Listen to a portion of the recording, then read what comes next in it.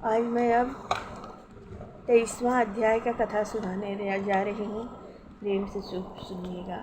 प्रेम से बोलिए मंगलमय भगवान की जय। सदा भवानी दाहिने सन्मुख खड़े गणेश, पांच देव मिली रक्षा करही, ब्रह्मा विष्णु महेश। सियावर रामचंद्र की जय, पवन सुत हनुमान की जय हो। जय जय मंगलमय भगवान की जय। चारों धाम के देवता पितर लोक की जय। सर्वदेव सर्वदेवी सर्ववेद ग्रंथ की जय हो। मंगलमय भगवान की जय हो। जय जय कृष्ण कथा, गोविंद कथा, गोपाल कथा की जय हो। वैशाख महात्म्य का 23वां अध्याय का कथा प्रेम से सुनिए। व्याध कहने लगा कि महात्मा, भगवान विष्णु कैसे हैं, उनको कैसे जाना जा सकता है? वैशाख धर्म क्या है जिससे भगवान प्रसन्न होते हैं? व्याध के इस प्रकार पूछने पर मुनि कहने लगे कि सर्वशक्तिमान, निर्गुण, निश्चेष्ट, अनंत सच्चिदानंद स्वरूप हैं और संपूर्ण चराचर विश्व के स्वामी हैं। अब मैं उनके लक्षण बताता हूँ, जिसकी उत्पत्ति, स्थिति, संहार, आवृत्ति, नियम, प्रकाश, बंध और मोक्ष होते हैं। पंडित लोग उसी ब्रह्मा को विष्णु कहते हैं। ब्रह्मादिक देवता सब उन्हीं के आश्रित हैं। इतनी कथा सुनकर व्याध कहने लगा कि हे ऋषि, प्राण सर्वश्रेष्ठ क्यों माने गए? यह बात मेरी समझ में नहीं आई। शंख कहने लगे कि हे व्याध, प्राचीन समय में नारायण भगवान कमल योनि में ब्रह्मादिक देवताओं की रचना करके कहने लगे कि मैं ब्रह्मा को तुम्हारा राजा बनाऊंगा और जो कोई तुमसे सर्वश्रेष्ठ हो उसी को तुम युवराज बनाओ।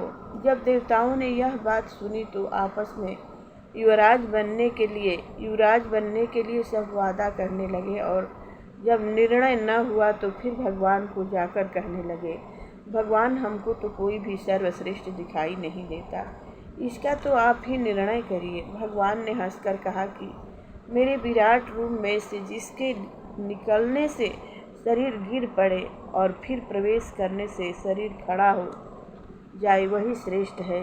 जब जयंत भगवान के पैरों से निकल गया तो वह शरीर पंगु हो गया परंतु गिरा नहीं। इसी तरह गुहेंद्रिय में से दक्ष के निकल जाने से हरतहीन कहा गया।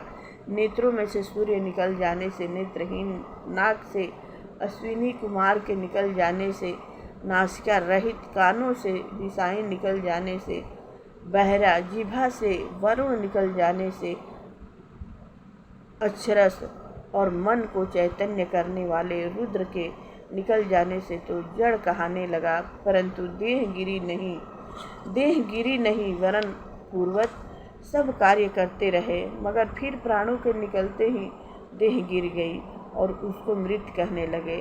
तब सब देवता आपस में कहने लगे कि जो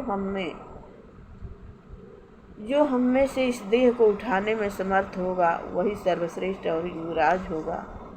सबसे प्रथम जयंत ने पैरों में प्रवेश किया और पंगुपन तो हट गया परंतु शरीर उठा नहीं। दक्ष गुहेंद्रिय द्वारा प्रविष्ट हुआ। दक्ष हाथों द्वारा, सूर्य इंद्र हाथों द्वारा, सूर्य नेत्रों द्वारा, अग्नि वाणी द्वारा, रुद्र मन के द्वारा प्रविष्ट होने पर देह उठी नहीं। सबसे अंत में प्राणों के प्रविष्ट होते ही शरीर उठ खड़ा हुआ। इसी कारण प्राण सर्वश्रेष्ठ और युवराज बना। तब प्राण के सम्मान के लिए सब सामवेद का गान करने लगे। इसीलिए स्थावर और जंगम आत्मा के लिए यह सृष्टि प्राणात्मक है।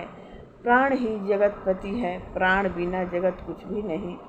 इति श्री वैशाख महात्म्य 23वां अध्याय समाप्त।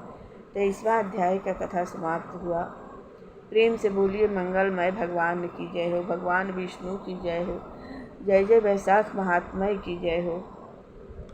मंगलमय भगवान की जय। सर्वदेव सर्वदेवी वेद ग्रंथ की जय। सातों गंगा की जय। प्रात के बेला की जय। ब्रह्मूर्ति की जय हो। भक्ति माता की जय। ज्ञान वैराग्य भगवान की जय हो। मंगलमय भगवान की जय हो। कथा विसर्जन होता है। सुनो सकल सब देव, जो जन जहाँ से आए हैं तह तह करहु निवास। सियावर रामचंद्र की जय। पवन सुत हनुमान की।